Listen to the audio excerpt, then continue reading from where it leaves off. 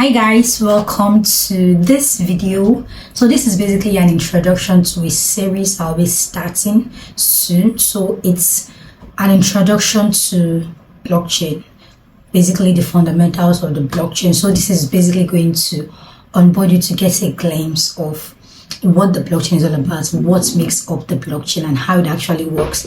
And don't worry, I'm not going to use all the jargons or the big words. I'm going to try and use a very relatable explanation while going through this video. So if this interests you, do well to relax, grab your seat and listen. So without further ado, let's jump right into it.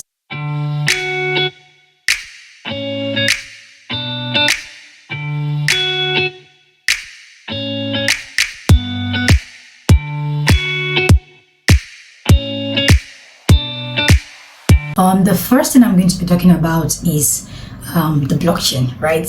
We are all here for the blockchain, so it makes sense for me to start with the explanation of what a blockchain is, right? I think of the blockchain like a record book or a ledger, right? Where, let me take for instance now, you're an employee at a particular office and you guys come to work, right? So when you come in, you check in the time you came to work, and when you're done for the day, you check out the time you are leaving for the work, right? So let me say there's this particular person that comes late to work, and then they came maybe earlier the next day, and then they now wants to change all the time that they came late prior to that particular day.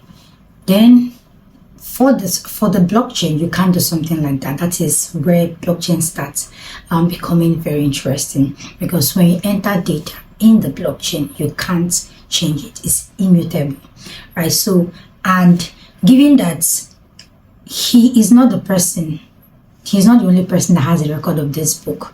Even if he goes ahead to change the record of his late comments in his own book, in his own record book, it won't align with what every other person have in their own book, and therefore it's going to be rejected when he now wants to submit a copy of his own book to every other person. Because what actually happens is that when I put my record, I submit it to the network, that's every other person that has a record of this book, and if it aligns with what they have, then they are going to accept it and then update their own book with that my record I added.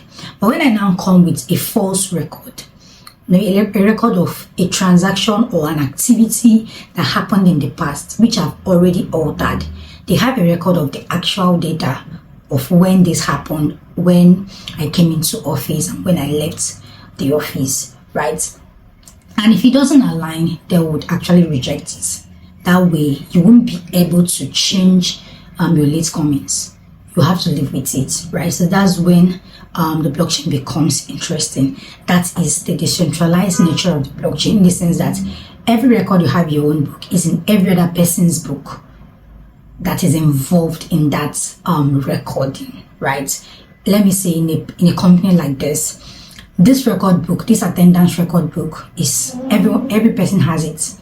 Every employee of the office have it, right? So you can't just come and then change things and then expect every other employee to agree with what you have. Maybe there is a reward given to people that come early and always in time, right? Then you now want to come and change all your late comments to now become the person that comes early all the time. Definitely it would be fought against, right? So that's how the blockchain basically works. And that is the beauty of it, because, and it's not centralized. In this case now, there's no particular database where this data is being put into, that someone has the password and username to log into and then go and manipulate things.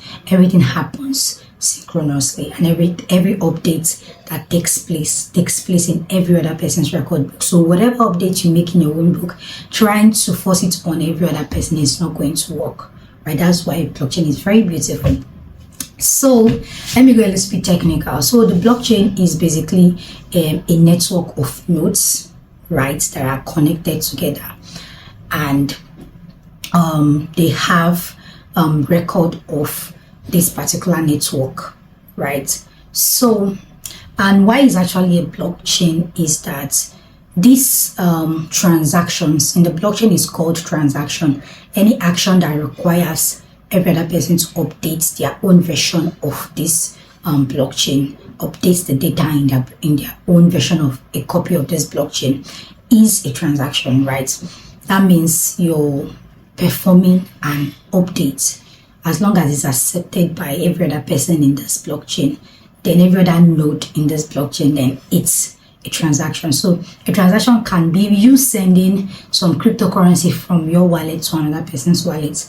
It can be you interacting with a smart contract. It can be you changing some data in a smart contract. So whatever that has to change the state of the blockchain is a transaction. So in a blockchain, it's called a blockchain. Take note of the two words here, block and chain, right? So a block is like where these transactions are being saved. It's more like transactions are saved in boxes, in blocks, right? And when a particular block is full, it gets linked to the previous block, and then a new block is created and gets linked to the current block, right? And then it goes that way. That means blocks are chained to each other. They are linked to each other. So it now becomes, that brought about the term blockchain, because all these transactions are in a block and this block are chained together. I know that's a very, very long explanation, but I believe that I've been able to explain blockchain to you. The next thing we're going to be talking about is a short story about how the blockchain came about. So prior to the very first blockchain that became successful, because there have been several attempts in the past that weren't successful. It was the Bitcoin blockchain. That was the first blockchain that became successful and was globally adopted. But prior to that, there have been other blockchains that came up, which actually inspired the Bitcoin blockchain, because it basically did a lot of heavy lifting for the Bitcoin blockchain. So there was this man called Satoshi Nakamoto. So until this day, I don't know how it's even possible that we don't yet know the person that has this name, Satoshi Nakamoto. If it is a group, if it is a thing, if it is a human being, I don't know, or it's just a coined word. I don't know how we are not yet able to decipher who this person is, because we've done a lot of crazy, amazing things like decipher, look at the scientists, the work the scientists are doing. A lot of great works, but I'm not sure how we don't know this person yet, but that's by the way. So this man, Satoshi Nakamoto, came up with the Bitcoin white paper, and it's interested the whole world.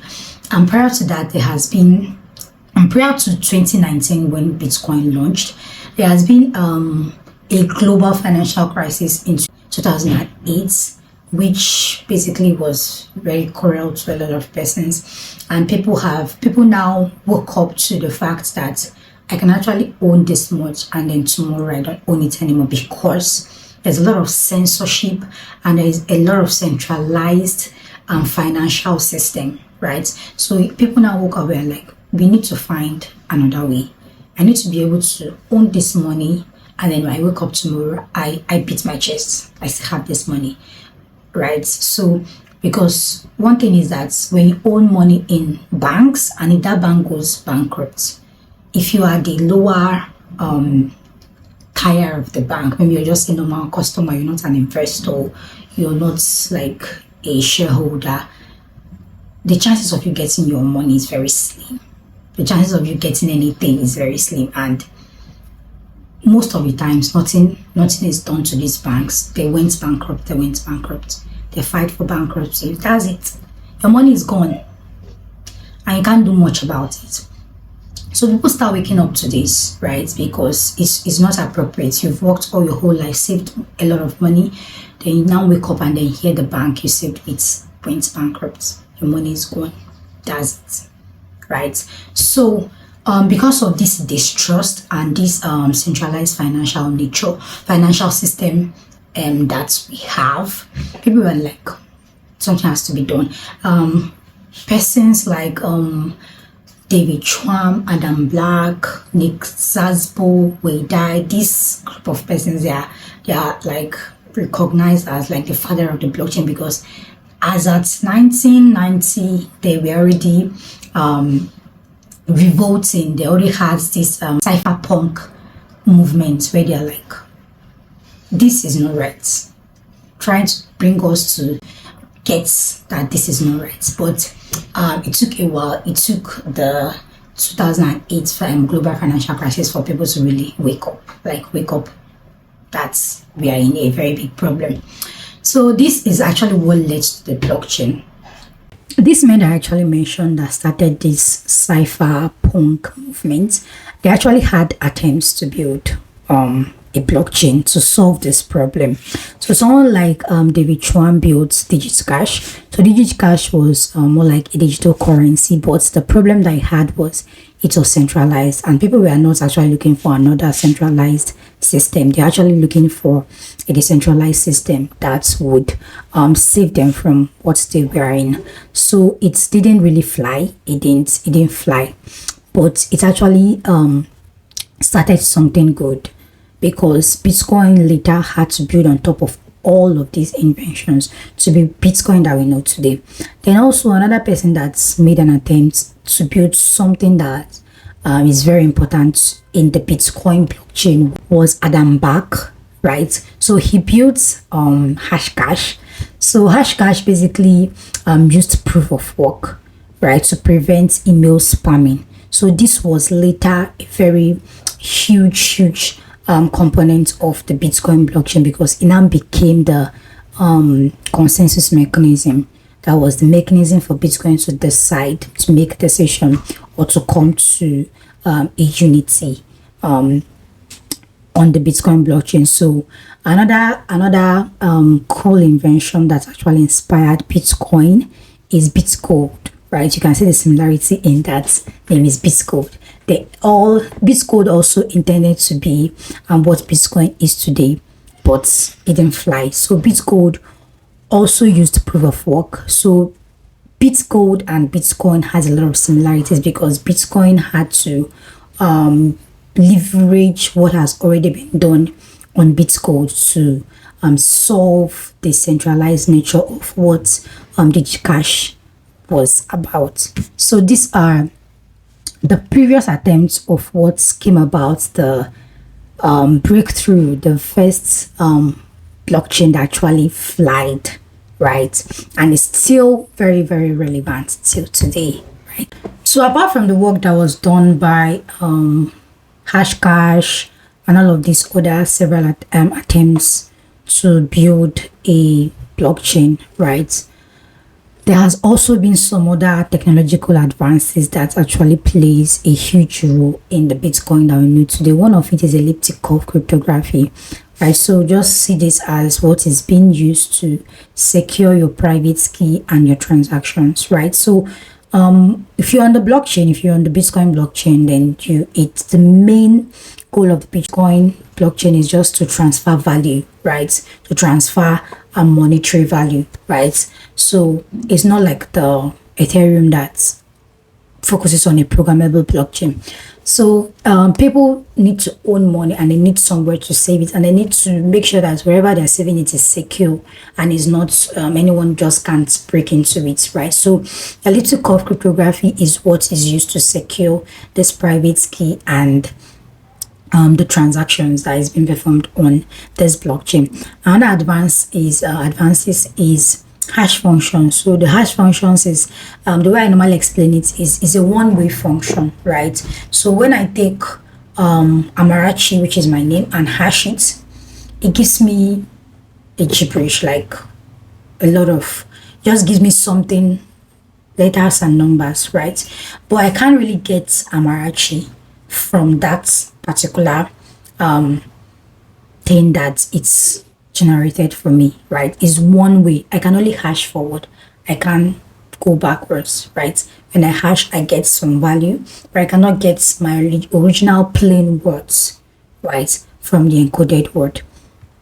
So that's hash functions. So the very popular hash functions that you find in most blockchains is SHA-256, right? So it's used very often in this blockchain, in Bitcoin and Ethereum too. So another technological advance is the P2P networking, right? So prior to Bitcoin, there was already a file-to-file network sharing like Napster and BitTorrent, right? So this was actually what made it possible for that decentralized nature to happen, right? So you can actually share file with someone else in another part of the world, right? So if this can actually happen with us not being like physically connecting our laptops together or being physically close to use Bluetooth or something like that, then it clicks that decentralization can actually be a thing, right? It actually inspired the decentralized nature of Bitcoin and the subsequent decentralized blockchains. So this all these components came together to form what you know today as the Bitcoin blockchain. And after Bitcoin launched, it has always been amazing blockchains after that. So with all this now, I believe that you've been able to like grasp what a blockchain is, what led to the whole idea of building a blockchain, and also the attempts of blockchains before Bitcoin, and also the technological advances that also inspired and played a huge role in the Bitcoin that we know today. So now that we are done talking about Bitcoin, then we are going to head over to Ethereum, where it gets even more interesting. So what is Ethereum? So Ethereum is another blockchain, right? So and think of it like a big group of computer, right? And this computer are in different parts of the world, and they just come together in a network to build this giant connection of computers, right? That can connect to each other, that are connected to each other, and then they share data together. And whenever an update is made in a particular computer, made in the network, it gets shared to the other parts, other connecting computers. So that is just a very layman explanation of the Ethereum, right? It's referred as a global computer system, right? So, and one thing that makes it interesting is that it supports transfer of value like Bitcoin, and it also is a programmable blockchain in the sense that it supports something that is called smart contracts. It makes it possible for you to write programs on Ethereum, right? The same way you can write your code, host it on a database, people can come and log in, sign up, do perform some activities depending on the services you're offering. Ethereum made that possible for the blockchain, right? That is why it's known as a programmable blockchain, right? And smart contracts, like I already mentioned, you can use that to do amazing stuff. So subsequent videos, we are going to be writing out smart contracts. We are going to be doing a lot of cool stuff, right? So do well to stick around, right? So over the years, Ethereum have actually improved and grown, right? So well, when Ethereum originally launched, they were actually using proof of work for their consensus mechanism, right? But they moved to proof of stake, which is a better way to achieve consensus, right?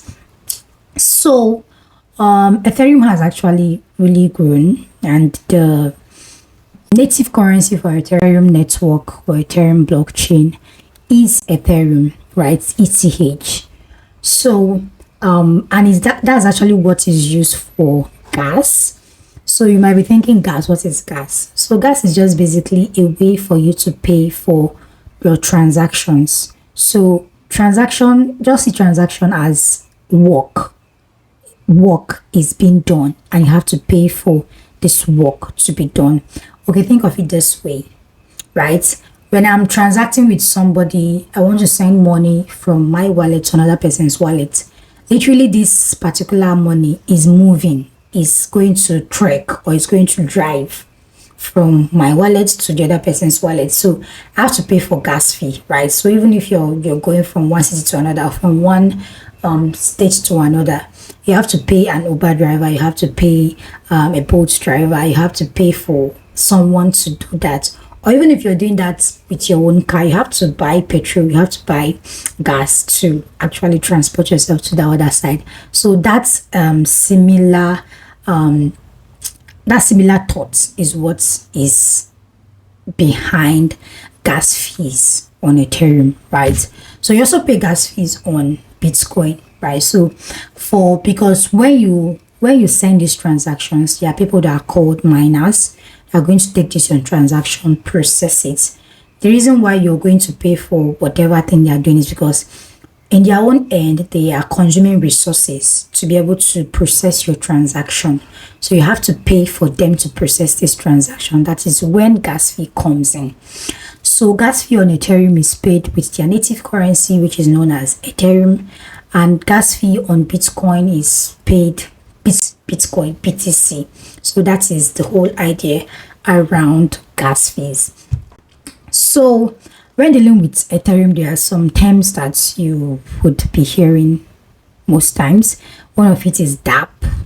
What is dApp? dApp is a decentralized application. So just think of it like, apps like Facebook, Instagram, WhatsApp, but instead of them being run by a company, being run by a centralized entity that has a database that is being protected, that is being managed by a set of officials, right? In this case now, it is built on top of a decentralized system where no one has sole ownership of it. Everybody is just in this network benefiting from this data, but it's just basically run by the members of that network, right? It's basically community run, right?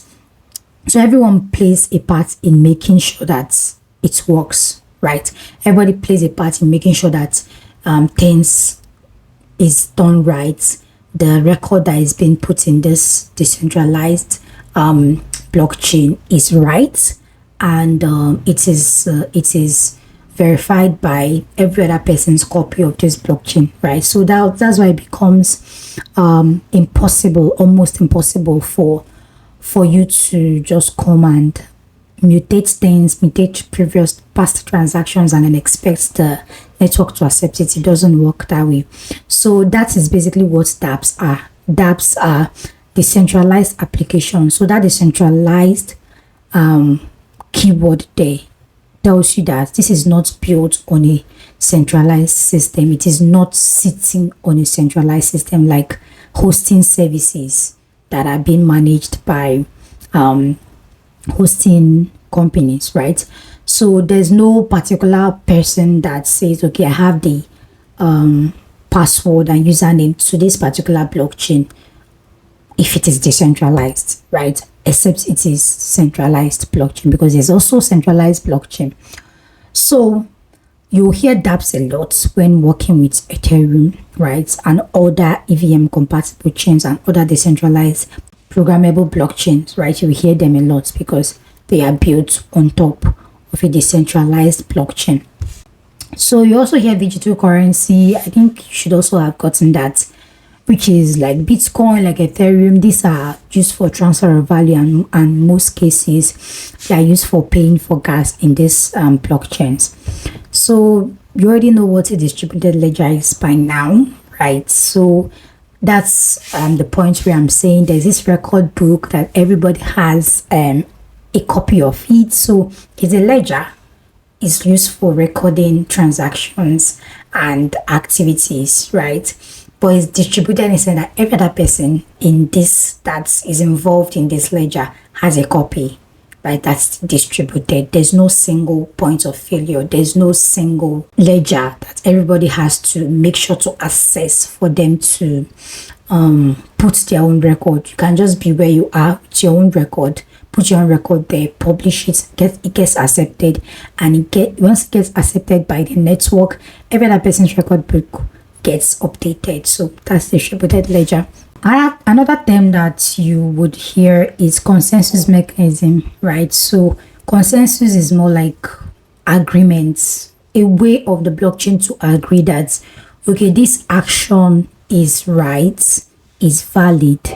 We agree to add this to the blockchain, and therefore once this is added to the blockchain, every other person that has a copy of this blockchain their own copy is updated, right? So you don't just want to accept anything that anybody publishes to the blockchain.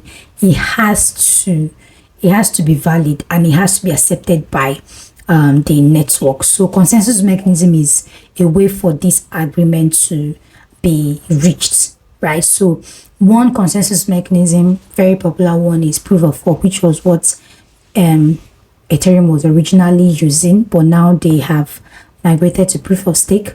But Bitcoin is still working with proof of work. So proof of work is more like, think of it like a race, right? Where you have to, is a race where a lot of person is competing and they are working so hard to solve a particular puzzle, right? They are working so hard to solve it, and whoever solves it gets rewarded with something. They get incentivized, and when you solve it, then you are now eligible to provide the next block where transactions will be added into, right? So it consumes a lot of electricity and a lot of machine power, right? So that is why these people are incentivized, because yeah, these things I just mentioned cost money to keep up with. So this is one way that most blockchains achieve consensus. So another one is proof of stake. So it's because Ethereum has a lot of use cases. It's a programmable blockchain. Proof of work wasn't like scalable for it anymore, so you had to move to proof of stake. So how does proof of stake work?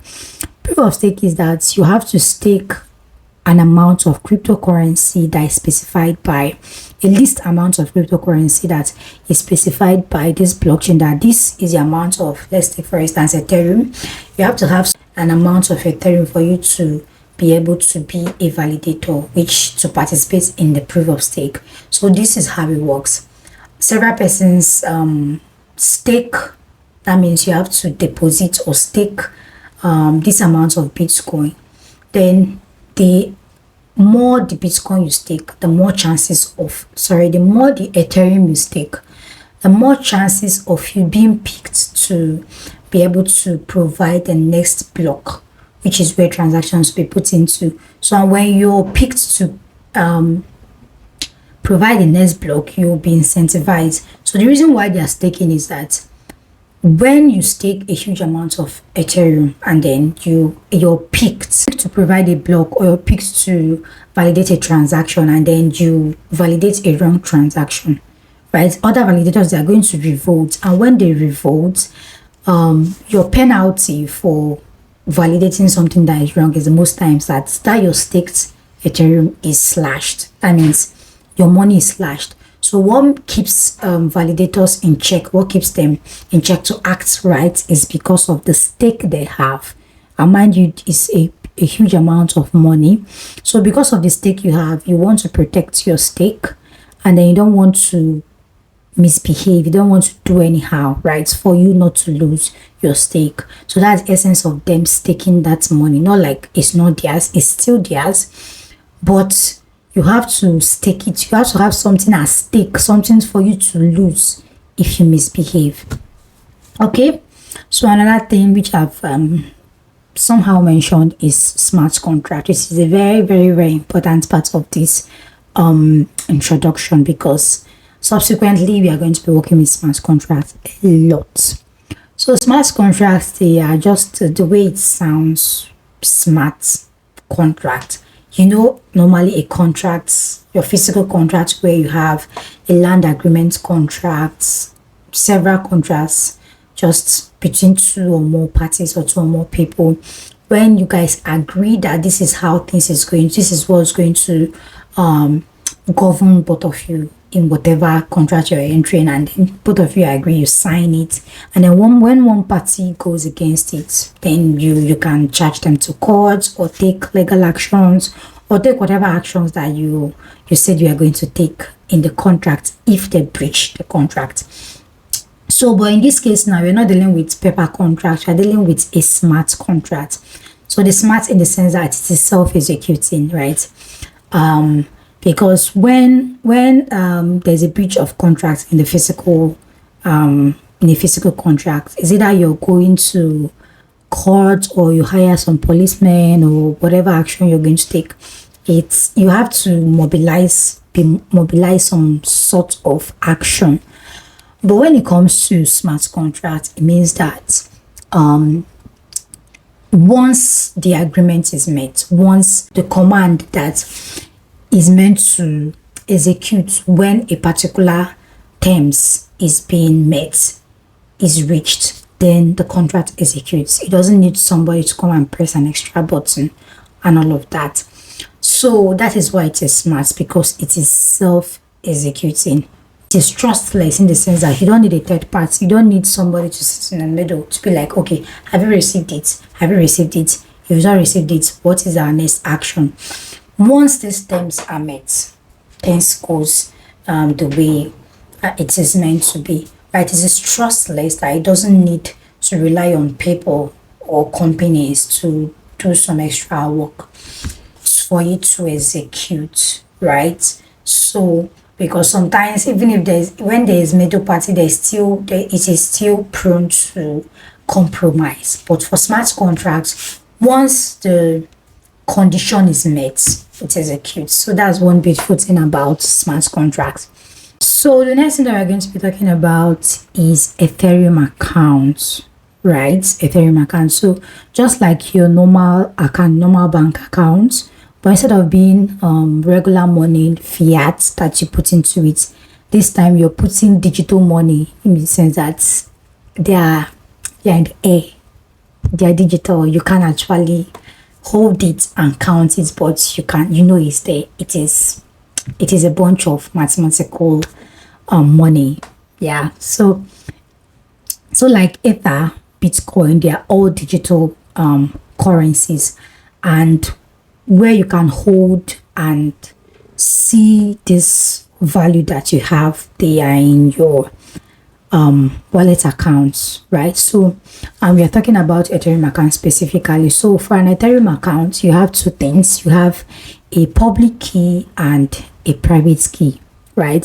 So from your public key, you get your public address. That is the one you always share to people when they say, send me your wallet address. You just share your public address. So that's where they'll send you crypto assets in. So your public key is public. You can share it as much as you want. But your private key is private. Private key is private. So on no account, on no situation should you share your private key, because once you share your private key, you're giving someone access to your crypto assets, and they can collect it, they can drain your account, right? It's meant to be private to only you, right? So this is what makes up an account, an Ethereum account, right? So one is for you to send to persons to verify whatever they want to verify or send you crypto assets, but the other one is like the key to that your account, to that your safe. Once you give it out, it means that whoever has access to it can open it and collect as much as they want. There are actually two types of Ethereum accounts. We have externally owned accounts and we have contract accounts. So externally owned accounts, they are the ones that we mostly use to save our crypto assets individually, like the one that you normally download, your MetaMask, your Trust wallet, the one that you normally download to put in your crypto assets there, to save or to just have your crypto assets there. But then your contract accounts, right? They are accounts deployed by smart contract. Remember, I already explained smart contracts and what they do. So these smart contracts, they actually have storage. They actually have their own accounts, because these are commands, these are programs, and they need to have where they sit, and they need to have some memory. They need to have where they also save crypto assets, because they can also hold crypto assets. So one difference between externally owned account and smart contracts is that externally owned account has public and private key, but then contract account don't have a private key. They only have owners. Contract accounts, anybody that creates a contract account is the owner of that contract account, except specified otherwise. It has no private key and it has code, but externally owned accounts don't have code. That's the differences here now. And also, contract accounts can send transactions just like externally owned accounts. So the similarity here is that they can hold value. They both can hold value, but the differences is that contract account has code, EOS doesn't have code. EOS has private key. Contract accounts doesn't have private key, right? So with that being said, so the next thing we're going to talk about is interacting with the Ethereum network with wallets and creating transactions. So for you to be able to interact with the Ethereum network, you need a wallet or you need an Ethereum account, right? Which I already explained earlier. So one way you can get this Ethereum account, you can create yours, but we're not going to get into that in this video.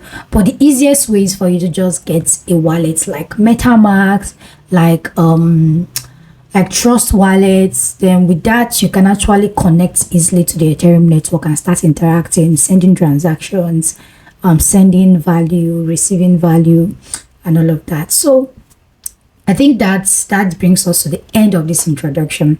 This gives you a very good start to know about the fundamentals of the blockchain.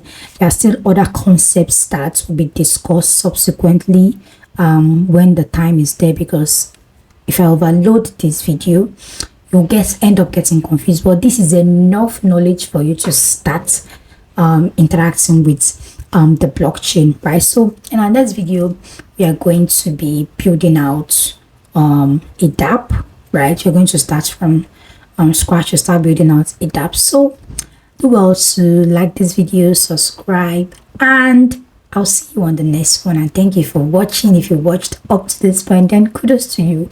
You love the blockchain, and we love that too. So nice sharing this with you guys, and see you on the next one. So now you can stand up and do something else. So bye.